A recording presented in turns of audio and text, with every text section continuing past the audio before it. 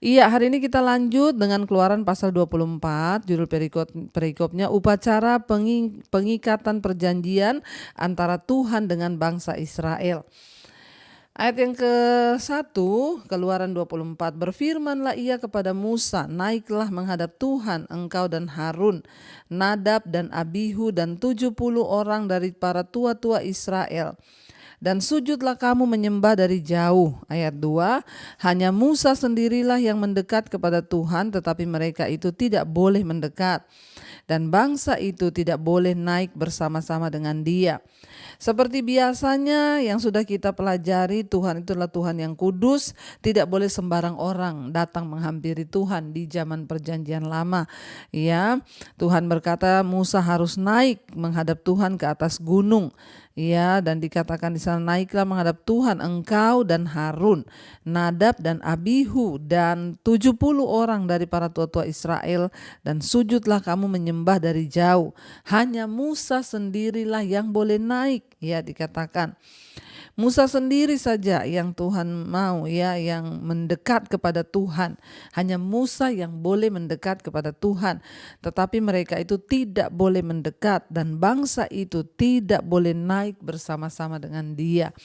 Ya, ketika Tuhan memilih orang, maka orang itulah yang dapat mendekat kepada Tuhan. Itu di zaman perjanjian lama. Kita melihat betapa Tuhan itu kudus, ya. Dan hari ini Tuhan sudah memilih saudara dan saya untuk mendekat kepada dia. Makanya saya berulang kali ngomong, jangan minta didoakan pendeta, jangan cari-cari pendeta. Karena siapa yang layak untuk datang menghadap Tuhan? Kitalah, asal kita hidup sungguh-sungguh bertobat, meninggalkan segala dosa, dan kita mau sungguh-sungguh mencari Tuhan, maka kita adalah orang-orang yang layak, sebab Tuhan Yesus sudah pilih kita. Ayat yang ketiga, lalu datanglah Musa dan memberitahukan kepada bangsa itu segala firman Tuhan dan segala peraturan itu. Maka seluruh bangsa itu menjawab serentak, segala firman yang telah diucapkan Tuhan itu akan kami lakukan. Lalu Musa menuliskan segala firman Tuhan itu. Keesokan harinya pagi-pagi didirikannya mesbah di kaki gunung itu dengan 12 tugu sesuai dengan ke-12 suku Israel. Kemudian disuruhnyalah orang-orang muda dari bangsa Israel, maka mereka mempersembahkan korban bakaran dan menyembeli lembu-lembu jantan sebagai korban keselamatan kepada Tuhan. Ayat 6, sesudah itu Musa mengambil sebagian dari darah itu lalu ditaruhnyalah ke dalam pasu, sebagian lagi dari darah itu disiramkannya kepada mesbah itu, diambilnyalah kitab perjanjian itu lalu dibacakannya dengan didengar oleh bangsa itu. Dan mereka berkata, segala firman Tuhan akan kami lakukan dan akan kami dengarkan. Kemudian Musa mengambil darah itu dan menyiramkannya pada bangsa itu serta berkata, inilah darah perjanjian yang diadakan Tuhan dengan kamu. Berdasarkan segala firman ini. Ayat 9, dan naiklah Musa dengan Harun, Nadab dan Abihu dan 70 orang, ya, para tua-tua Israel. Lalu mereka melihat Allah Israel, kakinya berjejak pada sesuatu yang buatannya seperti lantai dari batu nilam dan yang terangnya seperti langit yang cerah. Tetapi kepada pemuka-pemuka orang Israel itu tidaklah diulurkannya tangannya. Mereka memandang Allah lalu makan dan minum. Ya, saudara, kita lihat di sini, ya, untuk mengerti upacara pengesahan perjanjian yang tidak biasa ini, kita perlu memahami pandangan Alkitab mengenai dosa dan pengampunan. Ya, ada percikan darah tadi, ya. Allah adalah hakim yang berkuasa di dalam alam semesta ini. Kita percaya bahwa Tuhan adalah satu-satunya Tuhan yang berkuasa. Dia juga adalah Allah yang benar-benar kudus. Makanya kita lihat tadi tidak sembarang orang, bahkan Harun pun tidak dapat, ya, mendekat kepada Tuhan, dan Tuhan hanya mengulurkan tangannya kepada Musa dan tidak kepada Harun. Ya, dan sebagai hakim yang kudus dan atas segala sesuatu, maka Tuhan, ya, mengutuk dosa dan menganggap dosa itu memang layak untuk dihukum mati. Dalam perjanjian lama Allah menerima kematian hewan sebagai pengganti bagi darah orang berdosa. Darah hewan yang dicurahkan itu merupakan bukti bahwa satu nyawa telah diberikan untuk mengganti nyawa yang lain. Jadi pada pihak yang satu darah melambangkan kematian, namun darah itu juga melambangkan kehidupan yang dapat menyelamatkan dari sesuatu yang mati tersebut, ya.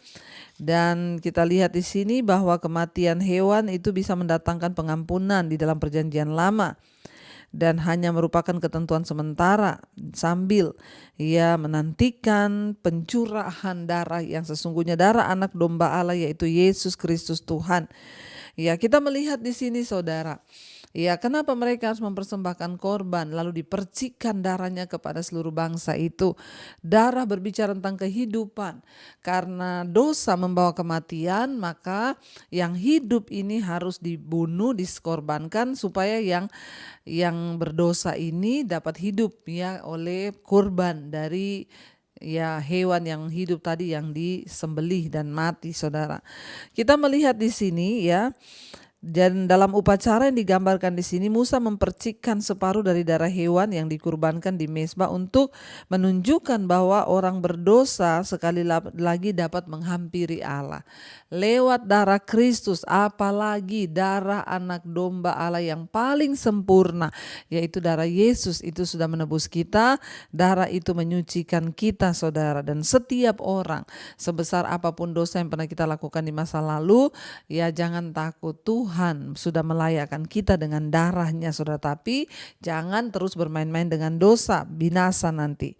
Kita melihat di sini, saudara, ya, Allah di sini, ya, orang berdosa dapat menghampiri Allah. Ya, dan Musa memercikan separuh darah lain itu ke atas bangsa itu untuk menunjukkan bahwa hukuman atas dosa mereka telah dibayar dan mereka dapat dihubungkan kembali, bersatu kembali dengan Allah. Ya, dan kita melihat di sini, saudara, melalui tindakan simbolis ini janji Allah kepada bangsa Israel kembali dipertegas, ya, bahwa kematian atau penebusan itu, ya, dapat menyelamatkan, yaitu lewat penebusan Yesus Kristus Tuhan sebagai kurban yang paling sempurna yang sudah dikorbankan untuk setiap kita, saudara, ya. Kita melihat di sini, ya, bahwa Dia Allah yang kudus, Dia Tuhan yang mulia, yang sanggup, ya, dan Dia memilih siapa yang dapat datang kepada Dia. Tidak semua orang dapat datang kepada Dia. Lalu ayat yang ke-12, Musa di Gunung Sinai. Ayat 12, Tuhan berfirman kepada Musa, naiklah menghadap aku ke atas gunung dan tinggallah di sana, maka aku akan memberikan kepadamu loh batu, yakni hukum dan perintah yang telah kutuliskan untuk diajarkan kepada mereka. Ayat 13, lalu bangunlah Musa dengan Yosua abdinya, maka naiklah Musa ke atas gunung Allah itu. Tetapi kepada para tua-tua itu ia berkata, tinggallah di sini, menunggu kami sampai kami kembali lagi kepadamu. Bukankah Harun dan Hur ada bersama-sama dengan kamu? Siapa yang ada perkaranya, datanglah kepada mereka. 15, maka Musa mendaki gunung dan awan itu menutupinya. Kemuliaan Tuhan diam di atas gunung Sinai dan awan itu menutupinya 6 hari lamanya. Pada hari yang ke-7 dipanggilnyalah Musa dari tengah-tengah awan itu. Tampaklah kemuliaan Tuhan sebagai api yang menghanguskan di puncak gunung itu pada pemandangan orang Israel. Masuklah Musa ke tengah-tengah awan itu dengan mendaki gunung itu, lalu tinggallah ia di atas gunung itu 40 hari dan 40 malam lamanya. Saudara, kita melihat di sini bagaimana, ya, ketika Tuhan memberikan kepada Musa hukumnya, ya, dan hanya Musa yang boleh naik ke Gunung Sinai. Saudara yang sudah pernah pergi ke Gunung Sinai, ya, saya percaya, ya, kita merasakan bagaimana perjuangan mendaki Gunung Sinai, ya, dan bayangkan di sana Tuhan pernah menampakkan diri kepada Musa dan memberikan hukumnya, ya, dan Tuhan berhak memilih siapa yang boleh datang. Dan saya percaya, saudara, ya, Tuhan memberikan hukum-hukum agar bangsa ini juga hidupnya lebih teratur. Kenapa kita diberikan Alkitab dan firman Tuhan? Supaya kita mengikuti firman Tuhan lewat Alkitab itu, supaya hidup kita ini lebih teratur. Kita nggak banyak melakukan kesalahan. Ya, supaya kita mengikuti Tuhan yang benar-benar, supaya hidup kita jangan banyak tersandung, tetapi sungguh-sungguh kita boleh melakukan apa yang benar di mata Tuhan. Karena itu saudara, ya biarlah malam ini kita banyak belajar bahwa Dia Allah yang kudus, hanya orang yang kudus yang boleh menghampiri Tuhan, sehingga darahnya, ya darah Yesus boleh menyucikan setiap kita. Mari kita mau tundukkan kepala, kita merenungkan firman ini dan kita mau berdoa. Terima kasih Bapa, kami kembali datang ke hadapan hadirat-Mu yang kudus. Buat pembelajaran-Mu malam hari ini kami mengerti bahwa Engkau Allah yang kudus, Tuhan yang mulia. Engkau memilih orang yang boleh datang kepadamu. Kalau di zaman perjanjian lama tidak semua orang boleh datang. Tapi di zaman perjanjian baru hari ini Engkau panggil kami semua. Sebab darah-Mu sudah menyucikan dan menguduskan hidup kami. Hamba berdoa Tuhan untuk setiap mereka yang setia ikut mesbah doa, para suami, istri, anak-anak, setiap rumah tangga demi rumah tangga Tuhan berkati. Berikan kami hati yang sungguh-sungguh mau mengikut dan mencari Engkau. Mengikuti kehendak dan rencana-Mu agar rumah tangga kami diberkati Tuhan, anak istri kami diberkati Tuhan, pekerjaan kami diberkati dan disertai Tuhan. Mari kita buka hati dan tangan kita untuk menerima berkat Tuhan.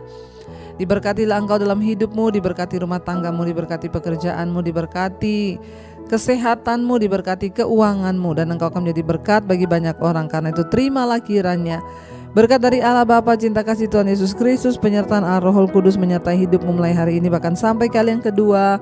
Tuhan Yesus datang menjemput kita, nama kita tercatat dalam kitab kehidupan. Dalam nama Tuhan Yesus yang percaya diberkati Tuhan, katakan bersama, amin, amin, amin. Tuhan Yesus memberkati, shalom dan Immanuel.